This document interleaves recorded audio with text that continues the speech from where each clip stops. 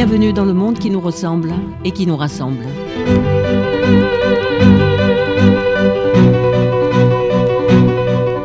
Fallait pas nous coloniser, messieurs les Français.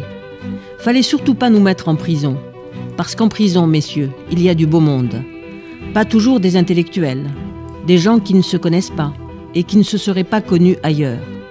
On n'est même pas étonné d'être dans le même gourbi que des pieds noirs ou des juifs. On sait pourquoi on est tous là. Et ça suffit pour éviter les fausses questions, les faux problèmes de langue et d'identité.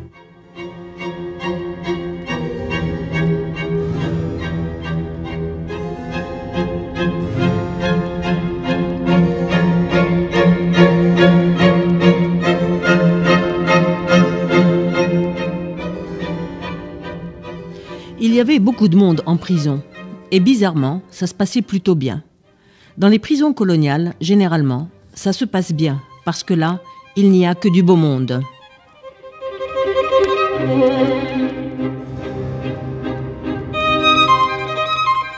Aujourd'hui, on était vraiment contents. On était tous contents parce qu'on a appris que Rouiched allait bientôt nous rejoindre. Les militaires étaient venus l'arrêter chez lui à 3 heures du matin. Ils l'avaient d'abord conduit dans une école à la limite de Frévalon pour lui donner des cours particuliers. C'était bizarre, parce que l'action ne se passait pas dans une salle de cours, mais dans une buanderie où il y avait une baignoire et des appareils électriques.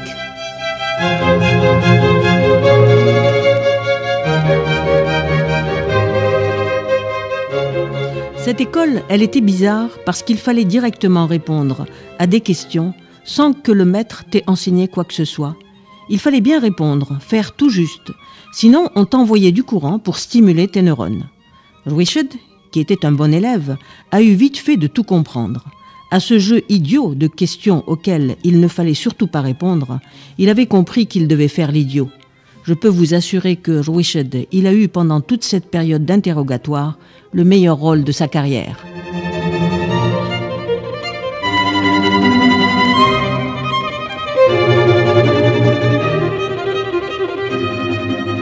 Ceux qui ont été étonnés, c'étaient les parachutistes qui l'interrogeaient.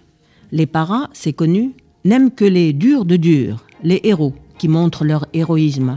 Ceux-là, les paras, ils les cassent en un rien de temps. Mais comment casser un être mou, malléable, une espèce de guignol qui dit « Merci mon commandant » quand son bourreau lui dit « Tu es un imbécile ».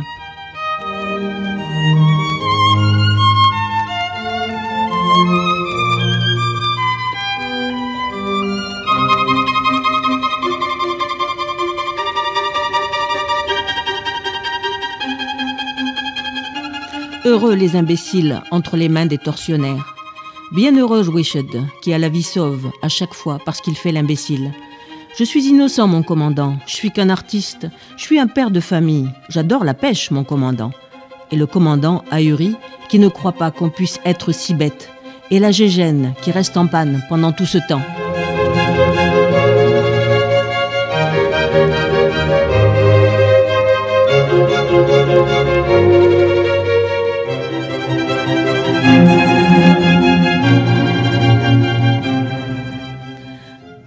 Aux innocents, les mains pleines.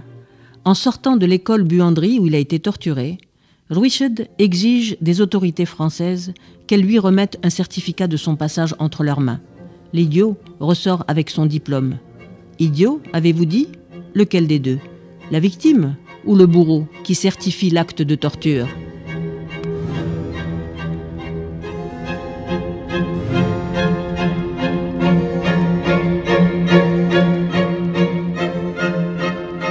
Une autre fois, on vient arrêter Rouiched chez lui et il n'a pas le temps de s'habiller.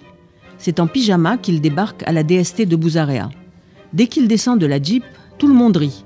On avait reconnu sa tête de linotte et on l'encourage à faire rire. On a reconnu la star. Il a droit à une séance de photos pour lui tout seul, avec un numéro et une plaque autour du cou.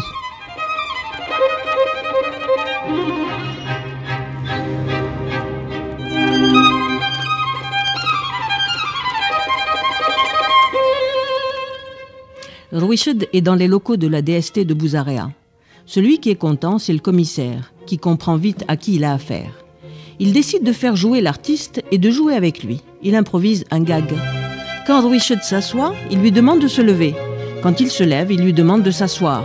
Ça s'appelle la scène du ressort en pyjama. Louis-Chedd est excellent. Et le commissaire qui débute dans le métier révèle des aptitudes intéressantes.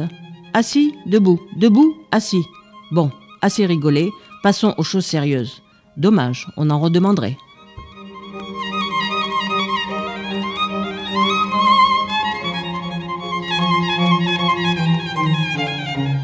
Interrogatoire.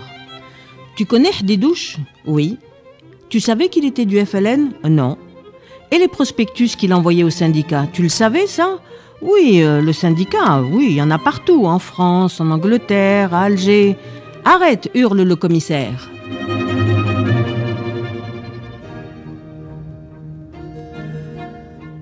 Reprise de l'interrogatoire.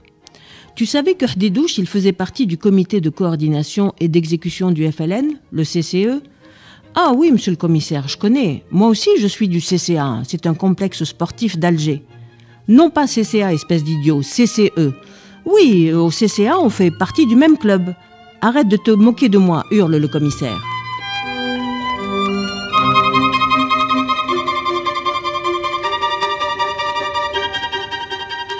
Fin de l'interrogatoire.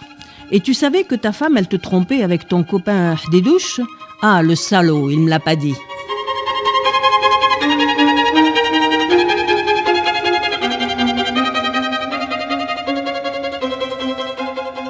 Face à ces tortionnaires, Louis-Chedd a du talent. Excellent dans le rôle de l'innocent, il nie tout, il ne sait rien. Il n'est qu'un artiste, il danse, il chante, c'est tout ce qu'il sait faire. Ah oui, rétorque le commissaire. Et les messages que tu faisais passer à la radio, les messages pour les djbels, ce n'est pas toi qui les envoyais? Moi, je sais pas tout ça, monsieur le commissaire. Des chansons, c'est des chansons, c'est pas des messages.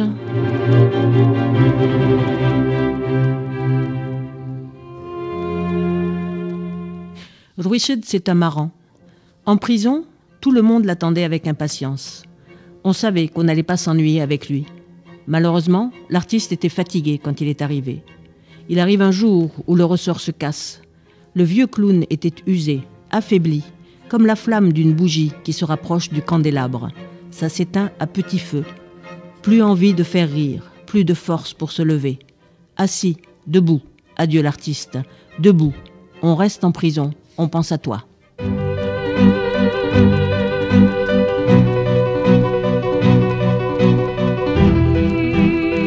Au revoir et à très bientôt dans le monde qui nous ressemble et qui nous rassemble.